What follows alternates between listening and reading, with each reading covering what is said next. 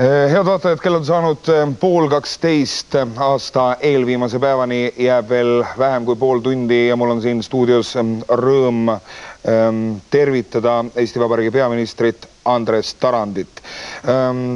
Tere tulemast meie saatesse, härra Tarand. No nii või teisiti teie jaoks on see olnud kindlasti ka fantastiline aasta. Ütleme ausalt, ega te vist eriti kunagi ei arvanud seda, et teist võib saada Eesti Vabariigi peaminister? Niisuguste arvamustega ma tõesti ei ole tegelenud. No te olete nüüd seda ametit paar kuud pidanud. Millised on teie muljad? On siis hullem, keerulisem, lihtsam, kui te arvasite? Mida te saate öelda täna õhtul? No, kuna ma nii pikalt tõrkusin ja kartsin hullemat, siis ta nii hirmus hull ei tundu siiamaale, aga see väikene aeg, mis ma olnud olen, ei ole vast õige veel teha niisuguseid pikki järeldusi.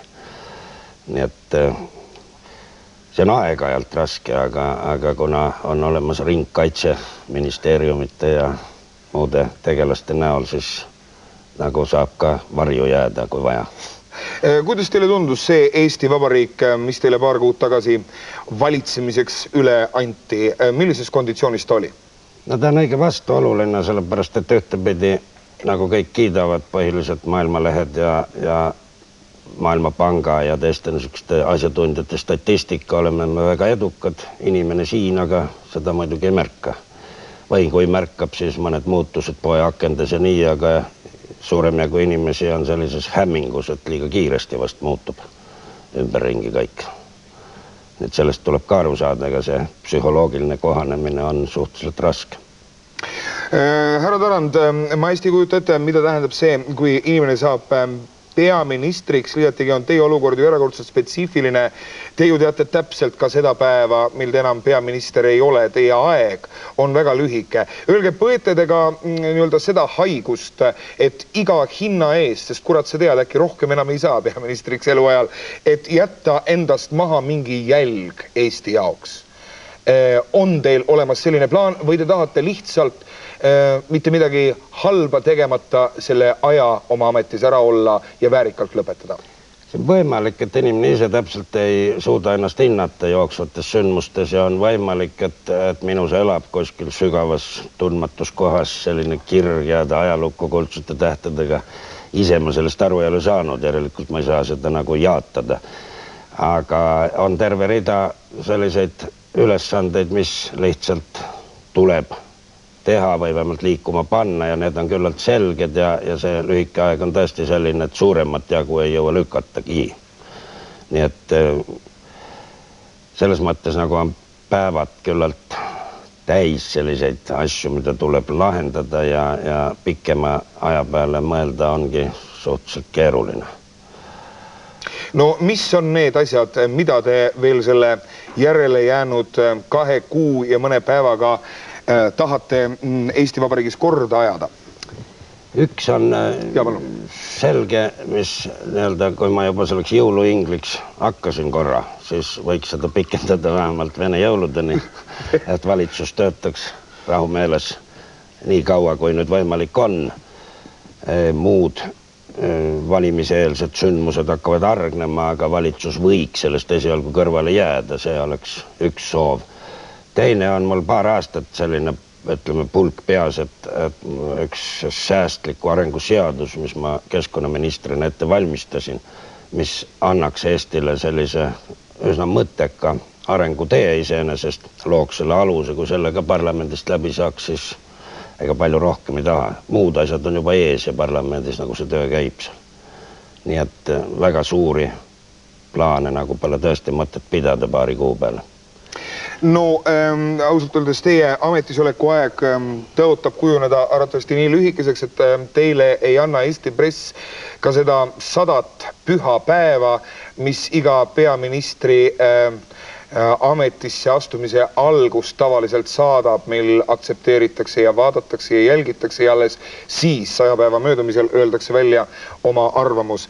Teid ei ole küll eriti rünnatud, küll aga on teile pahaks pandud seda, et teil on erakordselt aktiivsed pojad, kes võivad nii-öelda kulisside taga või kusagil kodus kööginurgas Eesti Vabariigi poliitikat mõjutada. Mida te selle kohta ütlete? No siin on meie suur eelis on see, et Eesti on väike ja kõik saavad kõigiga kokku kuskil ja vahetavad infot ja kui süsteemid ja kanalid ei tööta, siis ikkagi me saame ühtest teada ja selles mõttes ühiskond areneb. Nüüd selles väiksuses tuleb ette tõesti, et ka mõni poeg võib sattuda riigiametisse ja ma ei näe siin muud seost kui seda, et mul muidugi võib olla hea meel, et mingil moel hakkama saavad, aga ma olen üritanud vähemalt hoiduda sellisest asjast nagu mingid salanõupidamised või punumised. See, ma usun, avaldaks halvemat muljet kui selline pisut nagu läbi seina suhtlemine, mida me harrastame, aga loomulikult, kui me kokku saame, ega niisuguseid tabuteemasid ka ei ole. Ma ei tea, kas valitsuse jõulupuu on juba toimunud? Neid on õige mitu seal toimunud ja... Ega teie jõuluvana ei mänginud? Ei, ma pidin paar korda küll mingit laulukest ütlema, mille peale ma olen õige andetu, aga esimesed read suure vaevaga. Nii et aasta lõpus on selliseid sündmusi palju, mis näitab ühtepidi, et selline hädaorg see Eesti elu enam ka ei ole, ikkagi jõutakse ka natuke pidu pidada, kui õige aeg on. Härra Tarand, te olete andnud vastu olulisi lubadusi selles suhtes, mis puudutab märtsi valimisi. Kord te ütlete, et te ei kandideeri, siis te jälle ütlete, et te kandideerite. Mida te siis lõppude lõpuks teete? No päris nii see ei ole olnud, et ma oleks vaheldumisi öelnud. Siin muidugi on mingi kahestumine toimunud ja kui ma oma inimlikke selliseid tundeid avaldasin enne, siis ma tõepoolest tahaksin lõpetada mõned pooleli olevad tööd. Aga selline diskussioon mõõdukatega viis siis tõesti selleni, et ma olen nüüd mõõdukate nimekirjas ja oma nõusoleku andnud. Ja loomulikult ei käinud see üle minu laiba, vaid ikka täiesti teadliku nõusolekuga. Mitmendana teie nimi on mõõdukate nimekirjas? Nad on mind asetanud esimeseks numbriks, mis on muidugi suur au, aga ise ma selle nimekirja koostamisest osa ei ole võtnud. See on ka üks tingimus, et ma ei saaks ega sobiks ka praeguse töö kõrvalt tegeleda nüüd valimiste ettevalmistamisega. Härra Tarand, võib-olla ma ajan midagi lootusetult segamini, aga öelge mulle, kas mõõdukad ja sotsiaaldemokraadid, see on tegelikult üks ja see sama enam-vähem või? Päris ei ole, see koosneb nüüd, kui parteisid silmas pidada MK-st ja sotsiaaldemokraatidest ja siis on terve rühm, vist 1/3 sõltumatuid liikmeid, kes ka mina tegelikult olen.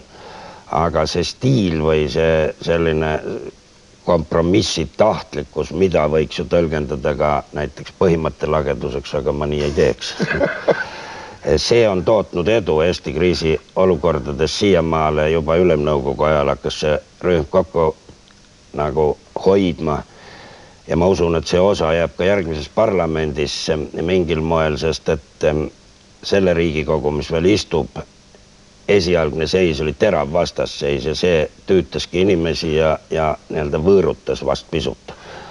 Härra Tarand, Eesti press on ausalt öeldes ka aeg-ajalt vihjanud ja hirmutanud rahvast peaministri sotsiaaldemokraatliku ilmavaatega. Kust te olete selle saanud? Ma tean, et teie isa oli represseeritud. Teie kirjutasite 14 aastat tagasi alla 40 kirjale. Sest et paljudele siiski tundub, et sotsiaaldemokraadidega see ei ole ju mitte midagi muud kui kommunistide käepikendus. Nii täiestis tundub ja see kõik, mis sots lõhnab sotsialismi järgi ja sellepärast see nimi ei ole tõesti hea. Minul ei ole muud vast ühist sotsiaaldemokraatiaga kui see põhiline hoiak, et kes on nii-öelda rõhutud või vaesem, et mu sümpaatia... Kommunistid räägivad täpselt seda sama. Räägivad jah, aga nad eriti palju vast ei teinud ka selleks. Te loodate rohkem teha? Ma ei tea, teiselt poolt ma olen sellise isereguleerimisprintsiibi tuline poolehoidja ja see tähendab turumajandust, üks erijuht sellest isereguleerimist on turumajandus, nii et selles mõttes, kui võtta nüüd see vana marksistlik vastasseis, siis ma muidugi ei saa ennast sotsiaaldemokraadiks lugeda.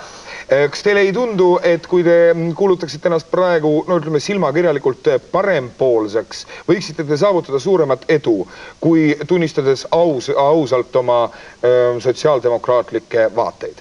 Ma päris õieti ei olegi tegelenud sellega, milleks ennast kuulutada, ma mõtlen, et olulisem on olla ja muidugi sellise metsataguse teadlase praktika, mis mul on botaanikaiast, see siiski on õpetanud seda, et asju vaatad ühelt poolt ja teiselt poolt ja see ei ole poliitikas just päris võib-olla tark, sest et hea on tulla välja terava loosungiga mingiga, aga selline kaalutlev, nagu see ongi see mõõdukus, et ühtepidi ja teistpidi ja sealt tekivad ka kompromissid. No kui tihti igatsete tagasi vaiksesse soojasse kohta, ilusasse lopsakasse rohelusse Tallinna botaanikaaeda? Mida kaugemale sellest jõuda, seda suurem on igatsus ja seesama oli näiteks Antarktikaga, et noh, mida ebatõenäolisemaks muutub, et sinna sattuda, seda selgemalt on meeles selle õhu puhtus ja valge jää. Aga no, nii on inimene ehitatud ilmselt. Ja, aitäh teile, härra Tarand, selle intervjuu eest siin täna õhtul.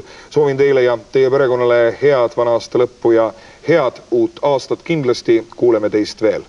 Head vana aasta lõppu. Kõige paremat.